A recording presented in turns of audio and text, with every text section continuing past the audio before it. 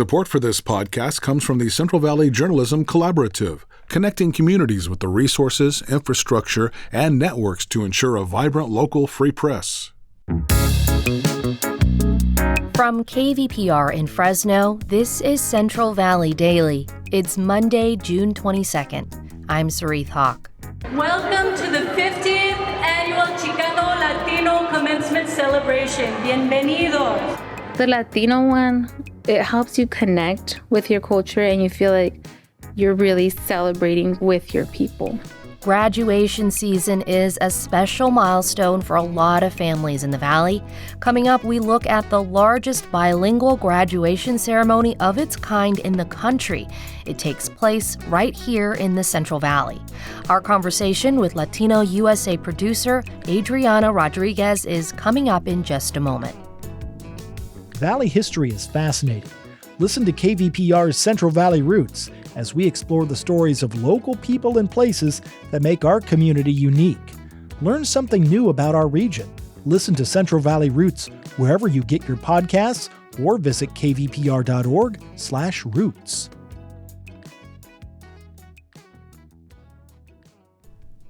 And now to our feature story. Graduation season has come to a close, and the class of 2026 is off into the world. This is a time when families celebrate the accomplishments of their graduates with pride. That's especially true for one annual ceremony at Fresno State that is unlike any other across the country.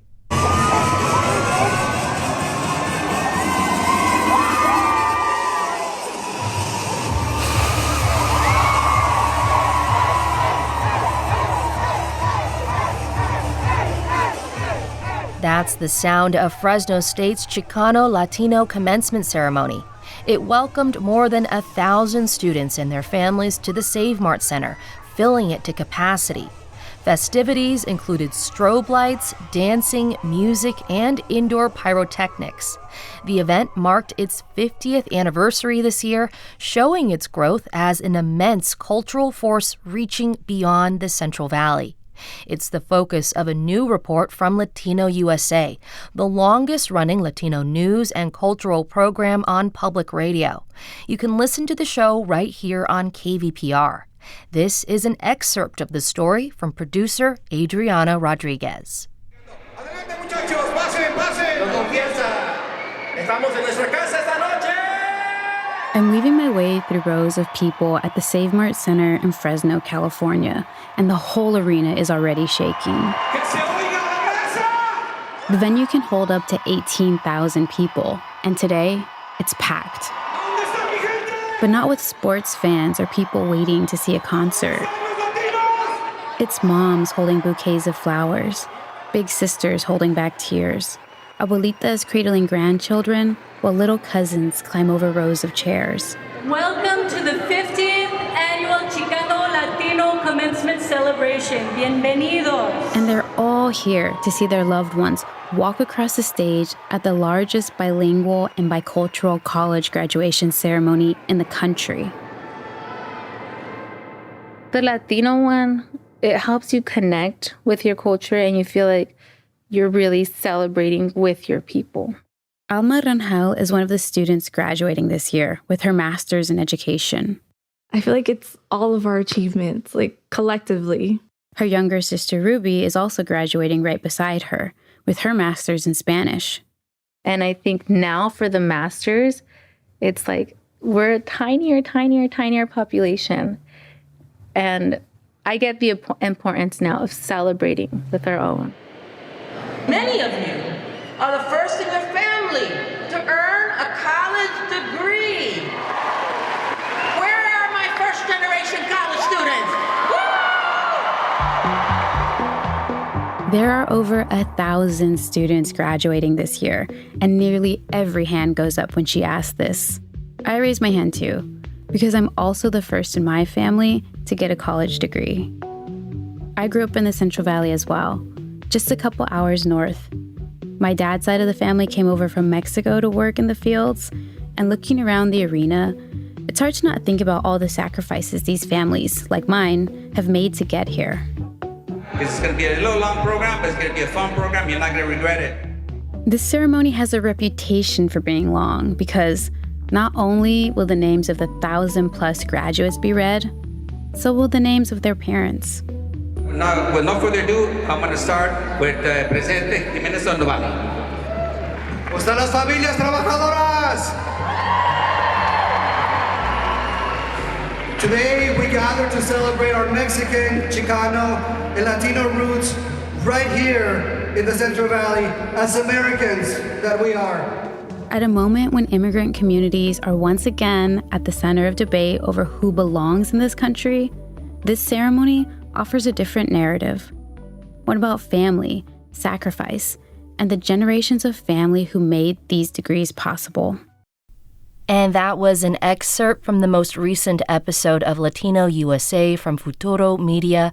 Producer Adreanna Rodriguez, who you just heard, joins me now in the studio to talk about her piece a little further. Thanks so much for joining me. Thank you so much for having me. So we just heard a segment of your piece about Fresno State's 50th annual Chicano Latino Commencement Ceremony. Can you describe what it was like to be there that day? Yeah, sure. I had an idea, of what I was getting into with it being like different from other ceremonies, but it exceeded my expectations as far as how many people were there.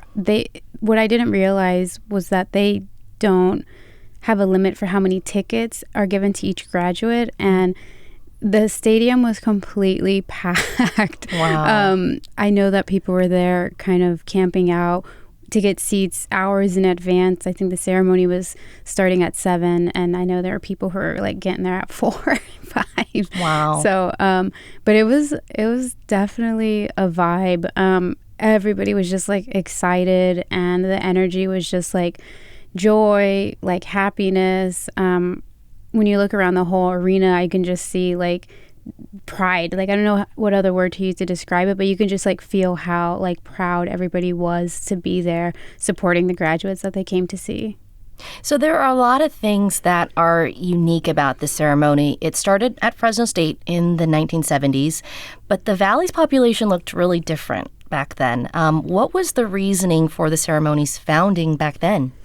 I understand that the founders were 2 students from Fresno State who created the ceremony as a part of a thesis project, and that was coming from this experience of recognizing that, okay, we have all these families showing up to the main graduation, to like Fresno State's main graduation, and oftentimes when the families are there, they're not realizing that it's their student's name that's being called because maybe it's being mispronounced. Or when the ceremony would be over, the families would be like, that's it, like what else, I thought there would be more to it. So I understand that they wanted to do something to honor the families a little bit more by giving more space to the celebration itself, and also making sure that names are pronounced correctly.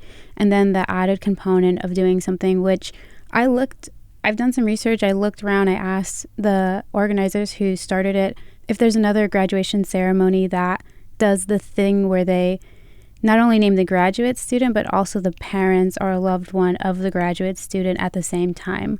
So It's really special. Yeah, and you talk about being there in person, experiencing just the roar of the crowd. We saw videos on social media. We just heard your piece. But when you're hearing parents' names, how does that change the dynamic of the ceremony? I think that calling the name of the parents as well, it just speaks to the fact that this whole celebration and this diploma being handed to one student is so much bigger than just that. And, in the piece, I talked to a couple of different graduates, and when I first started the reporting, I'm like, okay, I'm going to go do this story about this graduation ceremony. But after having interviewed a couple of students, immediately I was like, okay, wait a second. I need to meet your families, because this is not a story about that ceremony, actually. It's a story about family. And so I asked the students if I could meet their parents or their siblings, and they were like, well, we'll check, but I think it should be fine. And then that's kind of how the trajectory of the story started to really shift into including a lot of voices. It really does speak to the heart of the ceremony and the heart of your story, I think. And just from my understanding, I'm a graduate of Fresno State. I went there as an undergrad, and I actually was graduating for my master's the same day as this ceremony at the Save Mart Center. So, I saw the same things that you described in your story. A lot of first-generation students, a lot of, moms and dads crying, dabbing at their eyes. And when you kind of pull back and look at the breakdown of Fresno State, the entire student body is diverse. In fact, over 60% of the student body is Latino, with 56% of Mexican descent. What do you think it is about Fresno State that attracts such a diverse student body? I'm glad that you mentioned that too, because in the piece I interviewed the president of Fresno State, and he was also very proud to talk about that diversity that the university offers, that yes, we have a large Latino population at the university, but there's so many other students that they're, of course, equally as proud of. For the local communities, I sense that there's a big pride in being able to attend a university from your community that you grew up admiring, that you grew up close to, and that you want to be a part of, because there's just that reciprocal component of living here in this community that you kind of like go through these motions of getting a degree, making your family proud, contributing to your community, and being, contributing member of society where we are. But you're right. It's really the accessibility, right? It's a lot of families who maybe can't go far, and they're able to attend a school like Fresno State because of its affordability. I know that's one of the reasons I decided to stay and go to Fresno State. And, you mentioned talking with Fresno State's president, Saul Jimenez Sandoval, and the fact that he's homegrown here and how that kind of contributes to his overall experience being at Fresno State. Did he have a vision for how this ceremony would evolve, or how Fresno State might evolve? I know he's been a part of it for a long time, because he has worked in the university as a professor, as a dean, and now as president. And I think for him, he wasn't one of the founders of the ceremony, but he has been a part of the ceremony, growing alongside it and having it join the university, because originally it was, like I said, this thesis project, and it was happening outside of the university kind of unofficially, and then at a certain point it becomes an official ceremony connected to the university itself. We talked about 50 years ago when it started, it was only 50 graduates, and we're now at over 1,000 graduates. What does that say to you as you're reporting on the story, the growth and the trajectory of this? Honestly, it's, for me to hear these numbers and to see like the amount of representation. I mean, I'm Mexican American, Chicana, Native American person, and so to see the growth, to see the growing number of students, especially like Latino students attending college, it is amazing to see, because, I was also a first generation college student as well. I have my master's, and there's a statistic that gets quoted in the piece from one of the students who I interview who say only 8% of Latinas have a master's degree. And I kind of like tilted my head at that and like was taken aback. Of course, I fact checked it, but then it really, I sat with that for a while, because it's not, it's grown. It's not that high, but it has doubled in, around 20 years. So it's something, and right. It's just like a thing to be proud of, that, first generation, children of immigrants, people who grow up in, the Valley, or, areas like Fresno or Stockton, where I'm from, are, it's a good reminder that, we deserve like the right to be in academic spaces, and in places like Fresno State that really prides itself on that. I totally understand what you're saying, because I also come from an immigrant family with parents that have worked hard, my whole life. And that has allowed me to kind of get into these spaces that we otherwise wouldn't have seen, that education has been able to provide. So I understand where you're coming from with that. One thing that did strike me as you were reporting on this story was that one of the daughters that you spoke to who was getting her master's degree, she said that going through this school journey was, quote, a unique but also a universal experience. Can you explain what she meant by that? Yeah, I can speak to that too, because I understood exactly what she meant, because it was also my experience. Yeah. And as much as I love my family and had their support, there were things that they just didn't understand about what it meant to, find their way into academics, or understand how does FAFSA work, or even how to apply for colleges or what you need. And I actually had a really strong group of friends in high school that helped me. We all helped each other figure out what we needed to do to be able to go to college. And so that's what I think this piece speaks to as well, is like, this is a unique experience that we're having, but at the same time, it's fairly universal amongst other first-generation children of immigrant communities who are coming to this country in hopes of bettering their life. And so... Yeah, I think that's why it is important to have a voice like yours telling these kinds of stories. Adreanna Rodriguez, producer with Latino USA, thank you so much for stopping by. Thank you so much for having me, and thank you for sharing the piece. And you can hear the full episode on Wednesday night at 9 p.m. on KVPR's broadcast of Latino USA. That's 89.3 FM in Fresno and 89.1 FM in Bakersfield. You can also listen anytime at latinousa.org. And that's today's show.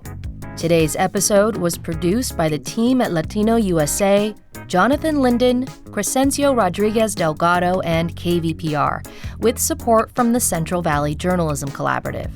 I'm Sarith Hawk. Find the latest local news anytime at kvpr.org.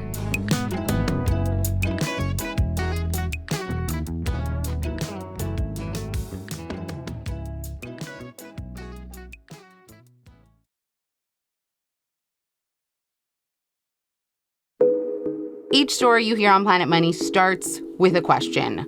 What happens if we refund tariffs? Why are groceries so expensive? At NPR, we stand for your right to be curious, because the forces shaping our world can be hard to see. Follow NPR's Planet Money wherever you get your podcasts and start seeing how the economy really works.